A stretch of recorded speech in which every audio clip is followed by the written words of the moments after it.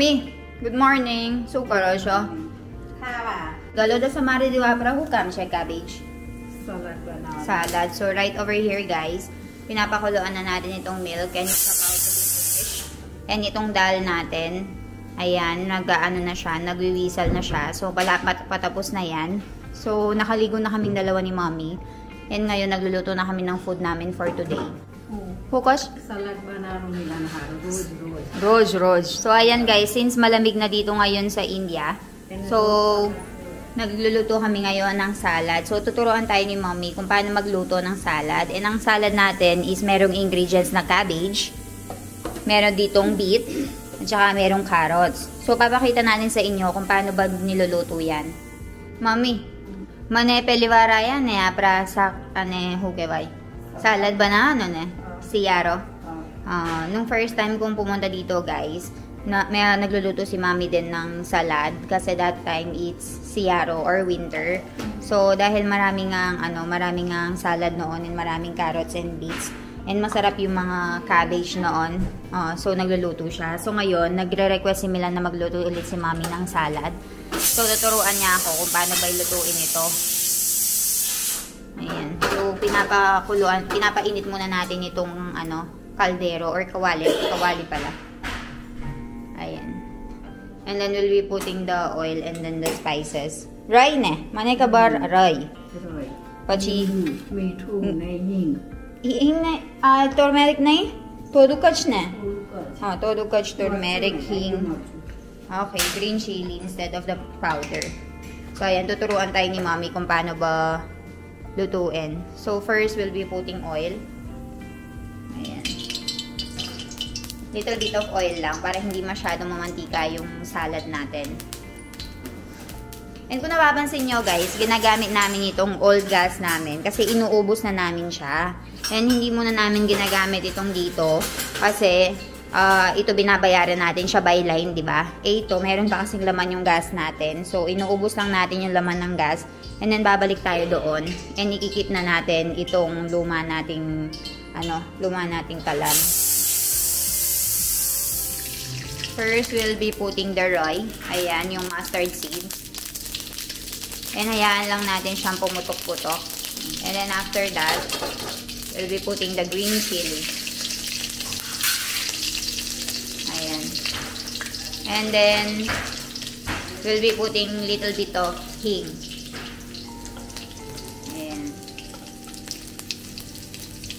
And then, turmeric powder, ochu. Little bit of turmeric powder. And then, this cabbage.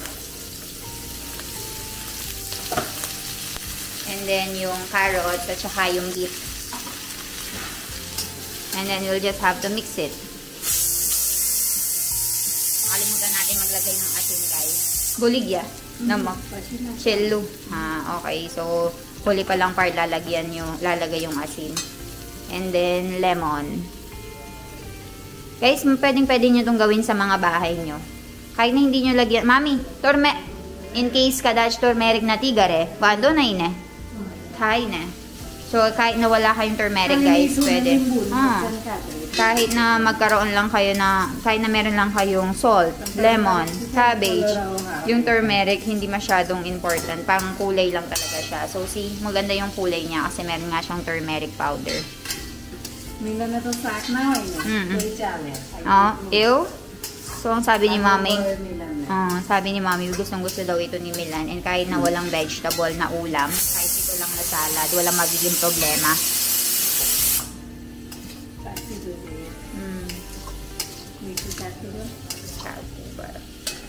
Ayan. Bara siya. Mas siya. Ayan. So, okay na yung salad natin, guys. Now, we will be transferring it. And then, I'll be cooking the galo de batata. So, ito na yung salad natin, guys. So, napakagandang tingnan. So, isa-separate lang natin yan. Ilalagay dito. And now, I will be making the galo de batata. So, it's ivy gourd na may kasamang patatas. Inuna muna pala namin itong dal, guys. So, ginawa na ni Mommy. Ginamit niya muna yung oil na pinakuluan ko para gawin yung dal. So, yung sa loob niyan, guys, meron na yung mga spices. So, i-blender na lang natin itong dal. Kaya lang hindi pa kasi siya tapos kasi meron pa siyang spirito sa loob. So, mamaya na natin gagawin. Now, I'll be making the vegetable.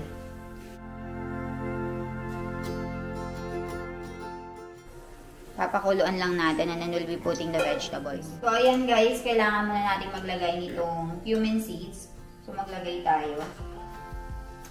And hayaan muna natin siya na medyo maging color brown or medyo maluto, matusta. And then we'll be putting the turmeric powder after some time. So, meron tayong box kung napapansin nyo. Meron nandito lahat yung mga ingredients na kakailanganin natin. So, maglagay tayo ng kaunting turmeric powder. And then, we'll be putting the vegetables.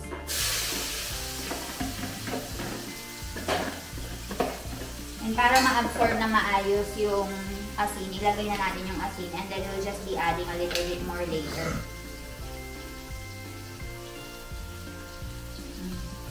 Asin, guys. And then, after that, we'll just have to mix it. Okay na nun. And then, pag medyo malambot na siya, doon natin lalagay yung chili powder and cumin powder.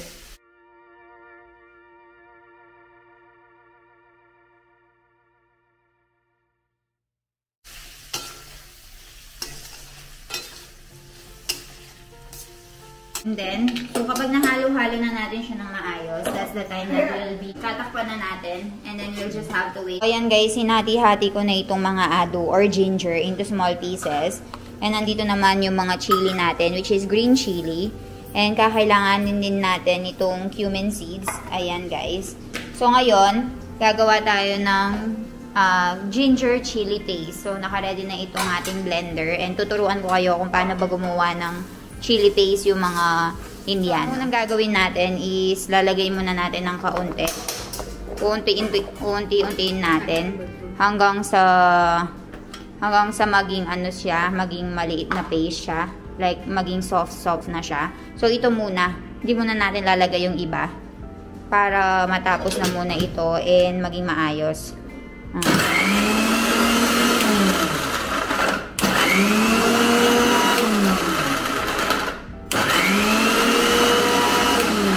So, ayan kung napansin nyo, nadudurog-durog na siya. So, ulitin natin.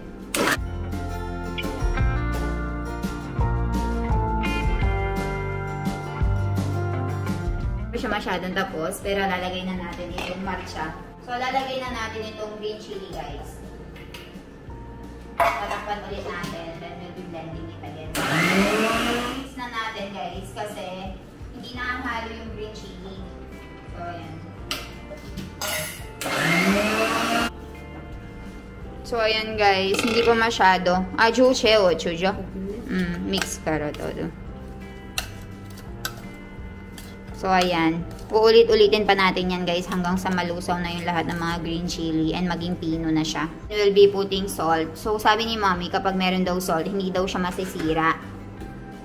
So, pagkatapos nun, lalagyan natin ng cumin seeds maya-maya.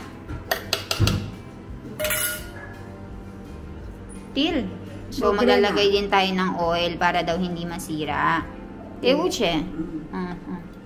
Aven, cumin seeds na kito. So, ayan. Late daw natin ilalagay ito.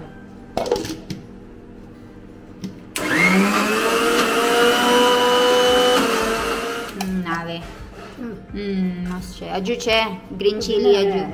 So, now we'll be putting the cumin seeds.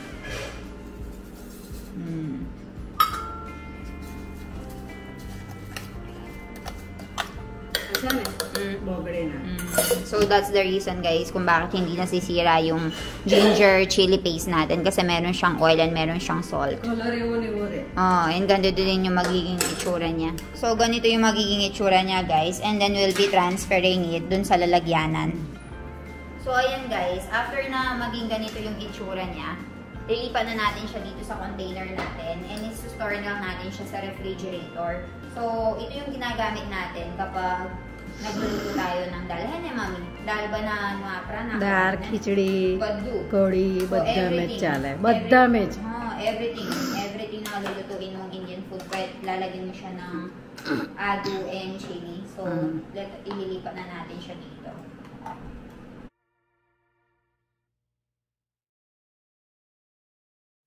तेल ले मीठू नाखे ने એટલે કલર આવવાનો ઓરે So ganyan daw yung magiging itsura niya palagi guys kapag meron siyang oil and salt. बगड़े ना. Hindi siya masisira.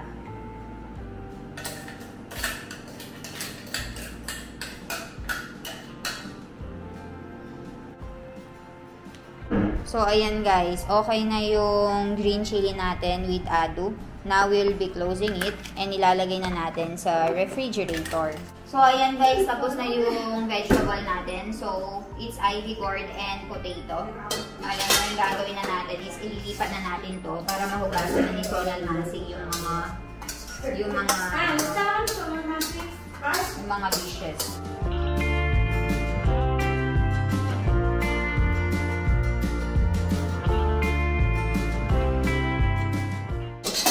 So, ayan guys. Ito na yung vegetable natin and ilalagay na natin siya. Papa, केम છો? શું કરો છો? રજા છે, ખેતર કામ નહીં. Ayan, lalagay na natin dito yung vegetable natin. And nakapagluto na tayo nitong dal. And for melon, dok melon, tomato salad. Banay di duadyo. Tachu salad. And we'll be making rotli maya-maya kapag kakain na tayo. So, ayun lang. Tapos na yung trabaho na we'll be doing editing and working. Ayan si Milan, guys. Doc Milan. Why it's not yellow enough? We did not put a lot of turmeric powder. But it's better in turmeric powder will be better. Kyo ulay gita me. For my health. For my health. Jo, बीमार छे Doc Milan. So, Doc Milan is having little bit of fever. Kyo ulay gi. बीमार छे Doc Milan. They will not understand बीमार. Gujarati. Kyo ulay gi, Tao? How is your Tao? How is your fever? Hey, Milan? Okay. Feeling good? Better than yesterday? Same still? So, ayan. Chala, go and drink your medicine. Ano. So, ayan guys. We bought some Mosambi or oranges for Doc Milan. So, iinumin niya yan because he's bimar. Doc, kam na ikaruano. Bimar as if people understand what Bimar means sick. Hene, Milan. So, Doc Milan have fever this past few days. 2 days now. 3 days. Meron na siyang sakit. Pero medyo humuhupa na yung lagnat niya because he's drinking medicine. And your hair is very long already, Milan. I will cut it. So, I'm ayan. waiting for my juice. Juice. Serve me now. I will serve you. Wait. Ayan. It's natural juice. Mami, kailan siya mo sambiaje? 200 200 rupees. 200 rupees per kilo. And it's just 3 pieces. Na, basoro. No, 100 rupee 3 pieces. 100 rupee 3 pieces. Oho. 1 piece is 30 rupee.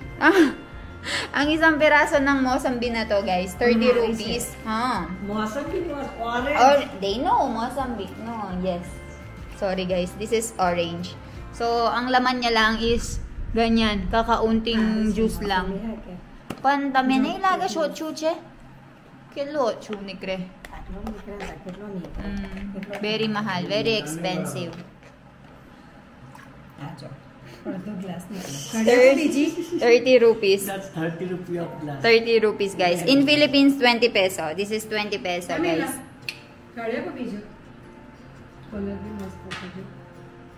How is it? Very tasty. Very tasty. Very good. It will make your throat feel good. 20 rupees in an instant. 20 peso in an instant. Gone. Lamig na ngayon dito sa India. And kanina nga, pagkatapos ko maligo, nakalimutan kong mag-moisturizer and mag-lip, lip balm.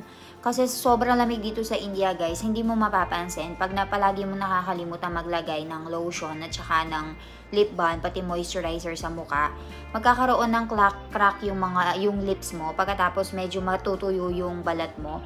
So ngayon, maglagay tayo ng moisturizer and lip balm. Actually, ngayon nag-e-edit ako, guys. Tahahan ka lang ta. Ayan. Actually, ngayon guys, nag-e-edit ako and tinatapos ko lang yung upload ko for today. Alam nyo naman, everyday talaga ako nag-upload kasi parang trabaho ko na to eh. Since wala naman akong ginagawa the whole day and wala naman akong ganap araw-araw. So, why not upload and make something productive out of my boring day, diba? Pero marami namang ganap. O, yan guys. Meron tayo ditong lotion. Mary Cherry Cheer. So, mag-lotion tayo guys. Napakabango. It's, Bath and Body Works. So, ayan. Ano ba? Hindi ko alam kung naboboard na kayo sa mga vlogs natin. Pero sobrang dami kasing trabaho guys ni Milan. And hindi talaga kami makaalis dito sa bahay and makapag-outing. Pero try natin sa mga susunod na araw kasi marami siyang trabaho sa hospital. Pagkatapos, ang daming ginagawa sa farm. So, kaya napansin nyo ngayon, medyo may sakit si Doc, 'di ba? So, 3 araw na nga siyang, 3 araw na siyang may sakit and nilalagnat. And kagabi nga, ginising ko siya, pinainom ko siya ng gamot in the middle of the night para medyo okay na yung pakiramdam niya. And naka-timing nga yung oras ng pag-inom niya ng gamot. Pero, ang kagandahan guys, ngayong umaga, hindi na masyadong malala yung, yung lagnat niya. May sinat na lang siya. And tapos na nga rin kami magluto. So, kanina nakita nyo, i-document ko lahat yung ginawa namin ngayong araw. Usually, hindi ko na nado-document kasi paulit-ulit lang naman yung ginagawa. Pero ngayon, sinipag ako mag-vlog guys kung ano ba yung routine namin every morning. And after magluto ng lunch namin, usually yung rotli, niluluto namin before kumain. Like yung nakaupo na sila sa table para yung rotli mainit na ibibigay sa kanila. So, ang niluluto lang namin palagi na advance is yung ulam namin kasi okay naman yun kahit hindi mainit i-serve. Pagkatapos, yung dal, iinit din namin ulit and yung kanin. So, anong oras na ba ngayon? I think the time right now is 11:30 and maya-maya bababa na ako para magluto kami ng rotli. Tapos, kakain na. And then, ko-continue ko lang yung pagtatrabaho hanggang 4:00 dito sa taas. And hindi ako natutulog ng hapon. Actually, everyday, hindi naman ako natutulog ng hapon. Minsan lang kapag pagod na pagod ako and dadalawin ako ng antok. Pero as much as possible, hindi ako natutulog ng hapon kasi feeling ko very unproductive. So, ayun. Kasi nga, meron akong Facebook na pinapalakad and I'm making second channel now para dagdag income, diba? Kasi dami kong free time. So, why not make another channel? So, ayun. Sana supportahan nyo yung mga vlogs namin everyday and huwag kayong magsawa. So, ayan. And, gusto kong talakayin yung yung bakit hindi ako naghahanap ng trabaho dito sa India. So, guys, yung visa ko kasi ngayon is spouse visa. Parang entry visa. So, wala pa akong OCI. So, hindi pa ako makakapag-aral and hindi pa ako makakapagtrabaho dito. And feeling ko kahit na makapagtrabaho na ako, like legal na ako makapagtrabaho, hindi rin ako papayagan ni Milan and yung father-in-law kasi napakaliit ng sweldo para sa mga accountants. Last year, I think meron nag-offer sa amin na family friend. Sobrang baba ng sweldo as compared sa Philippine na sweldo ko dati. And I think father-in-law will not allow kasi hindi siya worth it. And mas maganda nga daw itong trabaho ko ngayon. Since actually hindi nila ako fina-force na magtrabaho. Pero gusto ko naman magtrabaho and make something dito sa time na ayoko naman na tumanda ako na walang ginagawa. And na-stress ako guys kapag wala akong ginagawa sa bahay. So ayun. Ang ginawa ko pagdating ko dito sa India, nag-vlog ako and thank you guys kasi nag-work naman yung pag-vlog and documented lahat ng stay ko dito sa India. So kapag magkaanak kami ni Milano, makikita niya yung naging journey ko dito sa India, 'di ba? Memories na rin. And sa family ko, hindi sila nag-aalala kasi alam nila yung ginagawa ko sa araw-araw. So ayun guys, after 2 years magkakaroon na ako. Actually 2 years na halos ako dito sa India sa December. Actually, sa November 28. So, magto 2 years na ako dito sa India. And yung OCI ko, mag-a-apply na ako ng January or February. Tapos, darating na. So, makakalabas-labas na tayo kahit nasa ibang bansa, guys. Kasi before ka magkaroon yata ng OCI, you need to stay here in India for 6 months. And dapat 2 years ka nang married. So, yung kasal namin ni Milan, magto 2 years na legally sa January. So, ayan, 2 years na and then I will be applying for my OCI and makakagala-gala na tayo nun, guys. Kasi wala na tayong visang aalahanin. So, ayun, grabe. 6 minutes yata ako nagsasalita dito. So, magtatrabaho muna ako. Update ko kayo kung ano yung mga ganap dito sa bahay. Pero wala namang ganap until afternoon or evening. Tignan ko kung makapag-video pa ako mamayang gabi. Balitaan ko kayo sa mga ganap dito sa bahay.